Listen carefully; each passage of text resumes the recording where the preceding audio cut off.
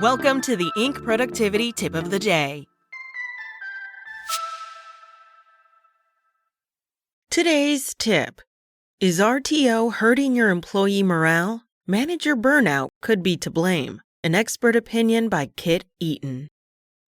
Return to office mandates aren't popular, as report after report shows. Whether they are announced in a my way or the highway style, like Amazon's Andy Jassy or JP Morgan's Jamie Dimon, or with less bluster. Some research shows RTOs are not effective tools for boosting productivity, and that plenty of workers are finding ways to skirt the policy. Now, a new report suggests that the gap between RTO mandates and employee compliance remains because many managers may be so burnt out that they're completely uninterested in forcing their staff to follow controversial and deeply unpopular company rules. Fortune suggests that it could be that overstressed managers are driving this so-called hushed hybrid office culture. Support for this conclusion comes from a survey by Flex Index, which describes itself as a platform for analyzing flexible workplace habits. Among 14,000 companies it looked at, increasing numbers of RTO mandates drove required in-office time up by 12% since early 2024, meaning staff have gone from an average expected office attendance rate of 2.57 days a week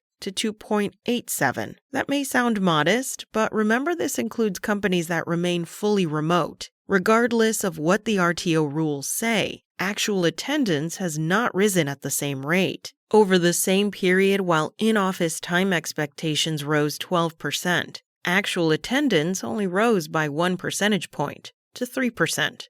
Brian Elliott, CEO of Work Forward, which publishes the Flex Index, told Fortune that some workers can get away with ignoring leadership demands that they spend more time in the office in person with practical arguments, supporting more flexible arrangements. For example, managing online meetings with multiple staff members across multiple time zones remains challenging in any setting, so staying at home on a day like that wouldn't make a difference to productivity. And given high levels of management burnout and disengagement, employees may be more likely to get away with this sort of trick more often than you may expect. If I'm the manager and I've got a solid performer and they're coming in 2 or 3 days a week, but not 5, I'm not going to fire them, Elliott said. That's because as long as someone is delivering the goods and getting their work done, managers who are under severe pressure themselves may simply decide that compliance with certain policies is lower on the list of priorities. Anecdotally, Elliott's thinking makes sense. Reports show that executive burnout remains a serious issue in U.S. workplaces, with a survey in March reporting some 72% of workplace leaders report feeling burned out, given the trend toward flatter business structures with fewer middle managers, led by big tech firms like Meta and Microsoft. It's entirely plausible that stressed-out middle managers, overburdened with work and worried about the threat technology like AI represents to their own jobs, would simply ignore the exact amount of time that key workers spend in the office, even if it violates RTO rules that have been sent down from upper management. Why should you care about this?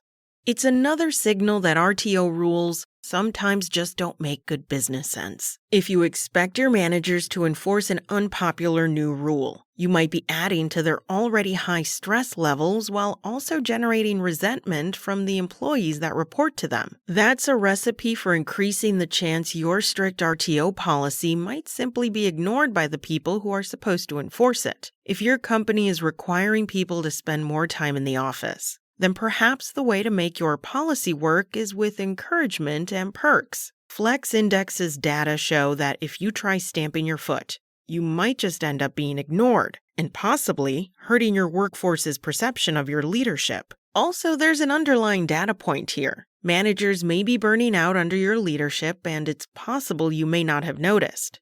It might be time for a pep talk and honest chats about work burdens and stresses.